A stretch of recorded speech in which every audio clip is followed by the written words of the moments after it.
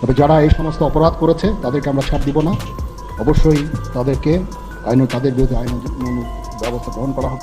বাংলাদেশে আনসার বাহিনীর আর প্রয়োজন নেই, সংবাদ সম্মেলনে এসে একই বললেন সেনাপ্রধান। ক্রাইসিসে, দেশের যে কোনো ক্রাইসিসে সবচেয়ে বড় লোডটা আমরা বেয়ার করি এবং আমরা করে যাবো ইনশাআল্লাহ। আপনাদের সহযোগিতায় আমরা এই দায়িত্ব নিচ্ছি। ছাত্রদের উদ্দেশ্য করে এরপরে গুলি ছোড়া হচ্ছে। কি অবস্থা ভাই? ওইদিকে আমাদের স্টুডেন্টদেরকে গুলি করতেছে ভাইয়া। দর্শক, এতক্ষণ শুনছিলেন সংবাদ শিরোনাম, এবার শুনবেন বিস্তারিত। দর্শক, ডক্টর মোহাম্মদ ইউনূসকে ষড়যন্ত্র করে প্রধানমন্ত্রী থেকে সরাতে চেয়েছিল আনসার বাহিনী। দর্শক, সেটি ধরে ফেলে শিক্ষার্থীরা এবং শিক্ষার্থীদের সাথে তাদের ব্যাপকভাবে একটি সংঘর্ষ হয় এবং সেই সংঘর্ষে কিন্তু অনেক শিক্ষার্থী আহত হয়েছে। দর্শক, সম্পূর্ণ ভিডিওটি দেখলে বুঝতে পারবেন এবং দেখতে পারবেন যে আনসার বাহিনীকে নিষিদ্ধ ঘোষণা করেছে। দর্শক, ভিডিওটি খুবই গুরুত্বপূর্ণ, তাই বলছি সম্পূর্ণ ভিডিওটিকেও স্কিপ করবেন না এবং এমন নিউজ লাইভ দেখতে যারা ভালোবাসেন তারা দ্রুত চ্যানেলটি সাবস্ক্রাইব করে আমাদের পাশে থাকবেন। দর্শক শ্রোতা, তার কথা না বাড়িয়ে চলুন বিস্তারিত দেখে আসি। তবে যারা এই সমস্ত অপরাধ করেছে তাদেরকে আমরা ছাড় দিব না।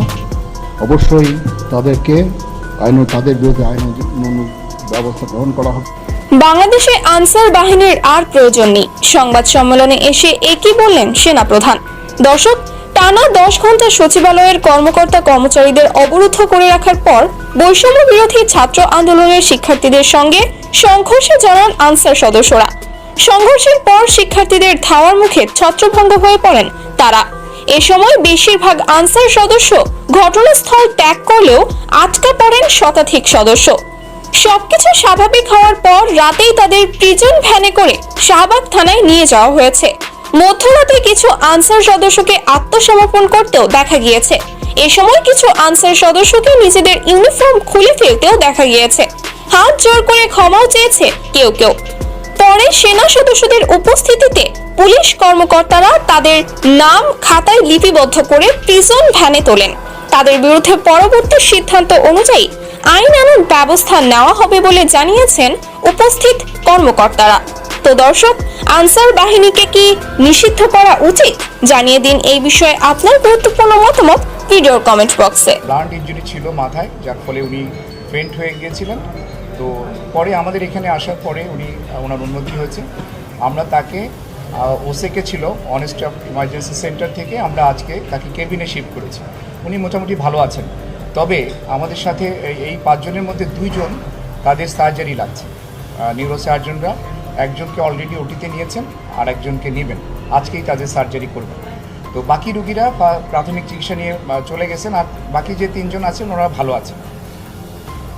আমরা ঢাকা মেডিকেল কলেজ হাসপাতাল, আমরা যারা প্রশাসনে আছি এবং আমাদের সাথে যেসব চিকিৎসক নার্সরা আমাদের সহযোগিতা করে, আমরা সবসময় যে কোনো ক্রাইসিসে, দেশের যে কোনো ক্রাইসিসে সবচেয়ে বড় লোডটা আমরা বেয়ার করি এবং আমরা করে যাব ইনশাআল্লাহ।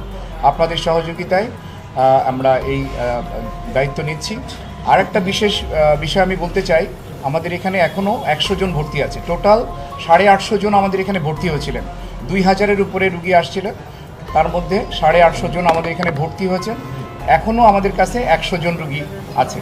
এর মধ্যে আইসিইউতে আছে 9 জন আর অন্যান্য বিভিন্ন ওয়ার্ডে আছে। General surgery, orthopaedic, neuro surgery, ENT, এই ওয়ার্ডগুলোতে আমাদের রুগীরা আছে। তো বেশিরভাগ মানে আইসিইউতে যে কয়জন আছে, আপনারা জানেন যে আইসিইউতে থাকা মানে তাদের অবস্থা একটু ক্রিটিক্যাল। বাকিরা আশা করি আমরা তারা সুস্থ হয়ে যাবে। আর আমরা বিনা পয়সায়, বিনা খরচে, আপনারা জানেন যে সরকারি হাসপাতালে সকল ওষুধ এবং জিনিসপত্র সরবরাহ থাকে না, কিন্তু আমরা এই যে বৈষম্যবিরোধী ছাত্র আন্দোলনে আহত যারা আছেন তাদের জন্য আমরা সব কিছু বিনামূল্যে ব্যবস্থা করছি এবং তাদেরকে আমরা নির্দিষ্ট কয়েকটা ওয়ার্ডের মধ্যে রেখেছি যাতে তাদের ম্যানেজমেন্ট বা মনিটরিং বেটার হয়। সেই জন্য আমরা তাদেরকে বিভিন্ন কয়েকটা ওয়ার্ডের মধ্যে রেখেছি। আমি আপনাদের মাধ্যমে সবাইকে একটু আহ্বান জানাবো। আপনারা জানেন যে এই রুগীগুলো বেশিরভাগ বুলেট ইনজুরির রুগী। তো বুলেট ইনজুরি মানে এখানে একটা ইনফেকশনের চান্স থাকে। তো ভিজিটর একটু নিয়ন্ত্রণ করা দরকার। আমরা নিজেরা অনেক সময় হিমশিম খেয়ে যাই। আপনাদের মাধ্যমে আমি সকলের কাছে আবেদন রাখব যে আপনারা রুগীর কাছে যাবেন না, অপ্রয়োজনে যাবেন না। তারা সুস্থ হয়ে যাক, আমরা সেই দোয়া করি, আপনারাও সেই দোয়া করেন। আর তার অ্যাটেন্ডেন্ট হিসেবে একসাথে একজনের বেশি যেন তার সাথে না থাকে, এই ব্যাপারে আপনারা একটু সহযোগিতা করবেন। আচ্ছা, আমরা আপনাদের মাধ্যমে তাদের আপডেটের 2 জনের অবস্থা একটু খারাপ, মানে খারাপ বলতে তাদের সার্জারি লাগছে, তাদের ইন্ট্রাক্রেনাল হেমোরেজ হয়েছে, মাথার মধ্যে রক্তক্ষরণ হচ্ছে, সেই কারণে এই 2 জনের সার্জারি লাগছে। আর বাকিদের সার্জারি লাগবে না, কনজারভেটিভ ট্রিটমেন্টে ইনশাল্লাহ ওনারা ভালো হয়ে যাবে। ওনারা ছাত্র না, অন্য কিছু। আচ্ছা, আমরা বলি যে গতকালকে আপনারা যে ঘটনাটি দেখেছেন যে একদল আনসার সদস্য যার সবার সমর্থন ছিল না, তারা যেই দাবিটাকে আন্দোলন করছিল যে তাদের জাতীয়করণ, উপদেষ্টারা সহ কিন্তু তাদেরকে আশ্বস্ত করেছে, কিন্তু হয়ে গেছে আরেক দল তাদেরকে দালাল বলে তারা একটা আন্দোলন তারপরেও বজায় রেখেছে। এবং তাদের মূল পরিকল্পনাটা ছিল যে কালকে 40-45 হাজার আনসারকে দিয়ে সচিবালয়ে ঘিরে রাখা এবং উপদেষ্টাদেরকে বের হতে না দিয়ে সচিবালয়ে একটা তাণ্ডব চালানো, যেটা গোয়েন্দা সংস্থার প্রতিবেদন সহ আমরা বিভিন্নভাবে জানতে পেরেছি। এবং আপনারা জানেন যে আনসারের 2টা আপনার প্রক্রিয়া আছে। একটা হচ্ছে যে ব্যাটালিয়ন, সেখানে প্রায় 18,000 সদস্য, আর যারা ব্যাটালিয়ন ছাড়া সেখানে প্রায় আপনার 5 লক্ষের মতো সদস্য।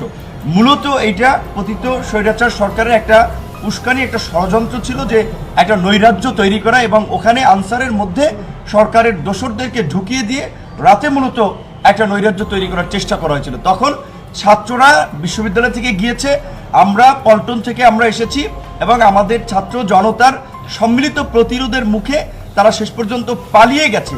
সেখানে আপনারা একটা বিষয় লক্ষ্য করেন যে তারা যদি দাবি দেওয়া আদায় করতে আসতো, এই আন্দোলনের খুবই পরিচিত মুখ হাসনাত আবদুল্লাহ সহ আরো কয়েকজনকে তাদেরকে কিন্তু মারধর করে ফেলে পারিয়েছে, যে তিনি বলেছেন। দর্শক, আশা করি আপনারা সম্পূর্ণ ভিডিওটি না টেনে দেখেছেন এবং এই ভিডিওটি থেকে আশা করি আপনারা অনেক কিছু বুঝতে পেরেছেন। এই ভিডিওটি থেকে আপনাদের যদি কোনো মতামত থেকে থাকে তাহলে আপনাদের মূল্যবান মতামতটি অবশ্যই কমেন্ট বক্সে জানিয়ে দেবেন। আজকের ভিডিওটি পর্যন্তই, দেখা হবে আবার কোনো পরবর্তী ভিডিওতে। সে পর্যন্ত ভালো থাকুন, সুস্থ থাকুন, আল্লাহ হাফেজ।